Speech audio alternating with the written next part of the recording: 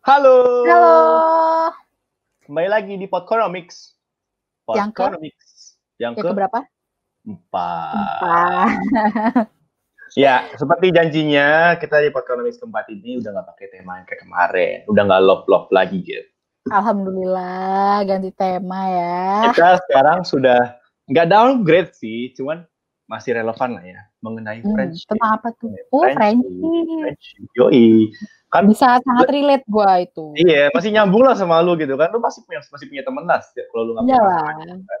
Iya. Terus masih di-emphasize lagi gitu. Kalau nggak punya pasangan masih punya teman. Ya, gimana? Gini. Sebelum kita mulai, gue pengen tahu dulu dari lu, Gap. Lu tuh gimana sih kisah pertemanan lu gitu? Gimana ya? Ya lu tau lah, gue anaknya petakilan gitu kan. Tapi teman-teman gue fix banyak sih dan kayak banyak banget yang sayang sama gue sebenarnya. Sombong. Yoi, pasti harus. Bagus lah.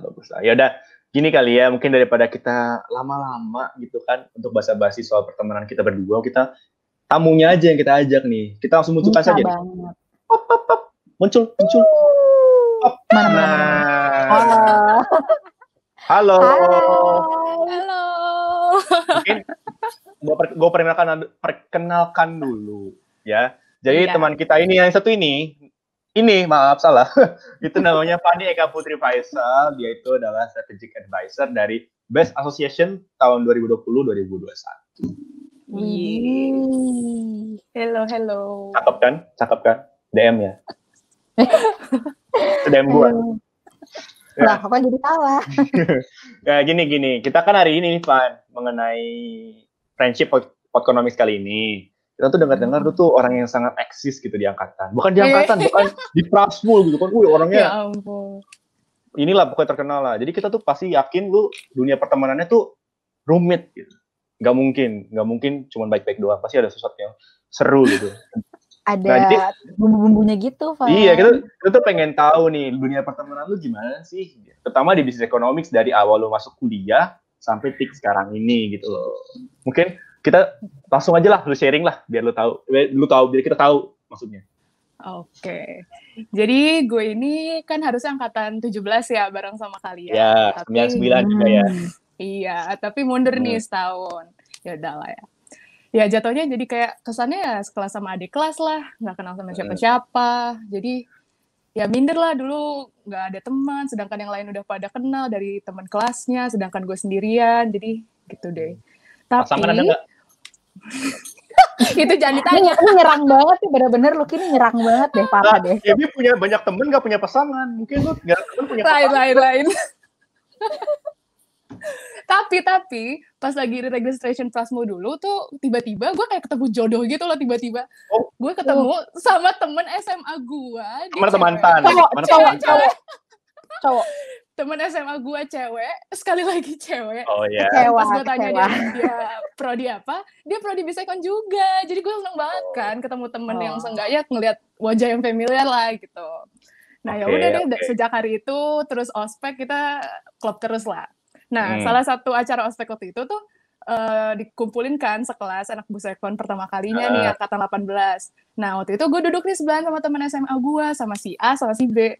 Ya udah dari situ kita berempat tuh kayak klop terus dari awal masuk sampai detik ini sekarang juga. Ya udah kita ngelewatin kuliah offline, ngelewatin kuliah online bareng-bareng. Tapi aduh, ini yang gue tunggu-tunggu nih. Tapi seiring berjalannya waktu kan pasti ada naik turunnya lah ya. Kayaknya pas semester 2 deh. Personality kita tuh ya jatuhnya nambah 1. Nah, awalnya oke aja sih. Seru karena gue sendiri bisa belajar banyak banget dari dia dan ngebuka perspektif luas banget lah. Tapi lama-kelamaan kok gue jadi mikir kok ini jadi makan hati gitu lama-lama. Jadi sampai waktu itu sempet gue sakit 3 hari buat mikirin dia doang gitu loh.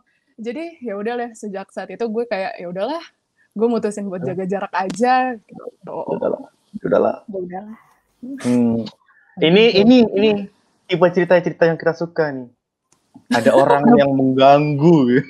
Penuh bumbu. Ya, kita nggak usah bahas orangnya, nggak tahu orangnya siapa juga, nggak peduli juga. Tapi kita peduli sama dramanya, apa sih yang terjadi gitu.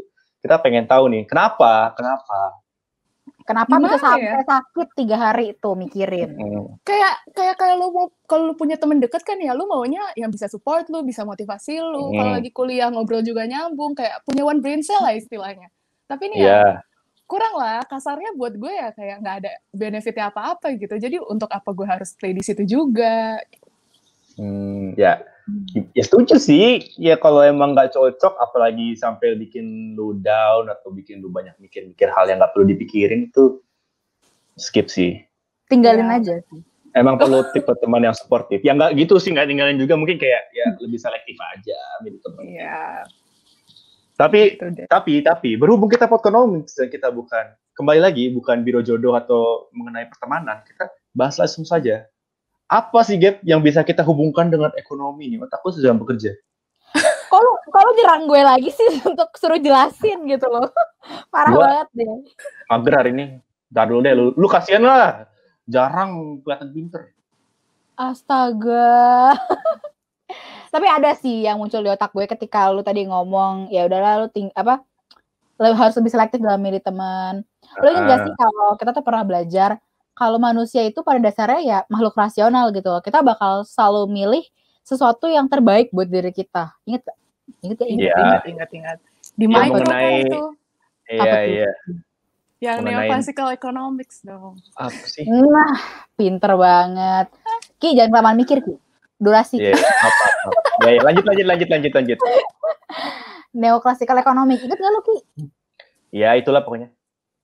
Lanjut aja. Lu mending jelasin aja. Lu masa gue jelasin? Tadi gue padahal baru mau nyuruh lu gitu. Ya udah, basically neoclassical itu dia ngasih asumsi kalau kita nih manusia atau misalnya dalam hal ekonomi sebagai konsumen akan selalu melakukan upaya deh yang kayak kita bisa lakuin tuh untuk bisa memaksimalkan kepuasan kita atau kayak memaksimalkan benefit kita gitu. Karena ya logika aja, orang tuh selalu mau untung, nggak mau rugi. Betul. Maaf, tadi muka gue kelihatan mikir kan, lagi inget-inget soalnya. Intinya yang itu kan, yang maximizing utility kan. Benar. Udah ngerti lah. Nah, tapi harus diingat juga nih, kalau misalnya lu ketika buat keputusan, semua orang tuh pasti harus punya preference masing-masing gitu. Dan kalau misalnya di ilmu ekonomi tuh ada 3 asumsi preferensi, seingat gue. Kasih tahu Gap. Jadi yang pertama tuh menyimak. Jadi yang pertama tuh ada completeness. Jadi di mana semua orang pasti punya keputusan sendiri-sendiri sesuai dengan yang mereka mau. Dan lu tuh pasti gini, lu bisa berteman dengan banyak orang. Tapi lu tuh pasti ada dalam hati lu tuh, lu bisa nge-ranking orang-orang mana yang sebenarnya oke, dia nomor 1 buat gue, dia nomor 2 buat gue gitu. Pasti ada lah ranking kayak gitu. Dan yang kedua tuh ada yang namanya transitivity. Artinya kalau misalnya kita memilih sesuatu tuh biasanya kita akan lebih konsisten. Biasanya gini, lu udah nge-ranking teman-teman lu nih. Oh ya udah, gue orang 1 nih, dia teman terbaik gue, dan gue lebih milih dia dibanding teman kedua, walaupun lu deket gitu kan. Ya udah, berarti kalau lu dibandingin sama semua orang, lu tetap mikirnya oke, si orang 1 ini teman gue banget gitu. Ya istilahnya tuh namanya konsistensi dari preferensi yang lu pilih gitu. Sama yang terakhir nih ada more is better. More is better? Tolong dijelaskan lebih lanjut, ini saya tertarik. Enggak, bukan yang aneh-aneh, bukan yang aneh-aneh. More is better tuh maksud gue tuh karena lu punya banyak teman, jadi lu tuh terbuka kesempatannya buat ngelihat mana sih orang-orang tuh yang sesuai dengan apa yang lu mau gitu. Jadi lu punya banyak lebih pilihan, terus kayak lu karena banyak orang itu tadi, lu tuh bisa milih berteman dengan orang yang bisa ngebuat lu tuh happy gitu loh. Kayak ya happiness lu bisa meningkat gitu sih. Gitu. Jadi boleh nambah 1 biar happiness-nya meningkat. Ya mirip-mirip sama yang kita bahas di Kalista kemarin tuh di podcast 3. Soal dia milih nih, mau cowok deket apa cowok jauh, yang rumah deket apa rumah jauh gitu kan ya. Pilih aja yang mana utility terbesar. Gitu sih. Ya, paham. Buat cewek gue yang nonton, maklum ya. Canda doang. Oke. Kita lupakan saja yang tadi. Bukan lupakan, maksudnya kayak lupakan gue yang ngomong. Gue ada tambahan. Karena udah tadi brainstorming sedikit, dapat nih. Ngomong-ngomong soal milih-milih dan utility-utilityan, gue tuh ada ingat satu yang behavioral economics. Itu mengenai rational choice theory. Oke. Tahu nggak? Tumben Apa tuh? ingat. Nggak tahu kan? Jadi Apa? rational theory itu salah. Rational choice theory itu adalah jadi intinya lu sebagai manusia pasti lu akan melakukan kalkulasi yang rasional dalam menentukan pilihan lu. Antara lu milih A atau B, pasti lu udah mikir nih, mana nih utility yang lebih maksimal buat gua. Oh, si A tuh dia punya kelebihan ini, si B ini. Aduh, malah rugi gua. Ya udah gua pasti milih A gitu. Dan kembali lagi selain rasional dan terkalkulasi, itu pasti ada masuk juga self interest lu sendiri. Karena kalau lu nggak tertarik, jadi lu nggak bisa maximizing utility lu dong, ya kan? Lu nggak suka tapi dia beneficial, ya kan nggak bisa gitu loh. Ya intinya gitu aja lah, nggak usah banyak muluk-muluk. Simple kan? Pintar, tumben. Oke. Tapi Gimana? ya so far sih gimana, Van? Kira-kira Kita- udah bisa lebih milih-milih teman ya. Iya. Pilihlah Iya yang sih. utility paling tinggi gitu. Iya. Kita sih nggak betul, ngasih betul. solusi lah, cuman ngingetin aja, dipilih yang baik, yang lebih menguntungkan. Jangan cari yang mau rugi, walaupun dia temen kan tetap aja harus milih dong.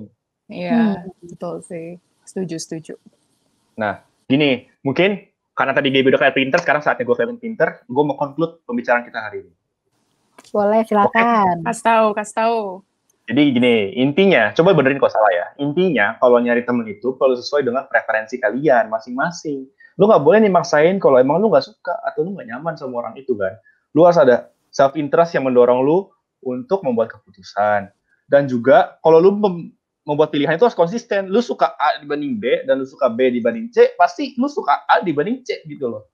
Lu nggak bisa tiba-tiba lu suka C, padahal lu udah tahu lu suka A gitu. Lu harus konsisten dengan pilihan lu sendiri, lu nggak boleh ngadi-ngadi gitu kan. Nah terus jadi aneh. Yang terakhir, more is better. Ya, itu tuh yang paling gue inget tuh. Intinya lu harus nemu banyak orang yang cocok sama lu, mencari dunia yang lebih, mencari lingkup yang lebih luas lah gitu.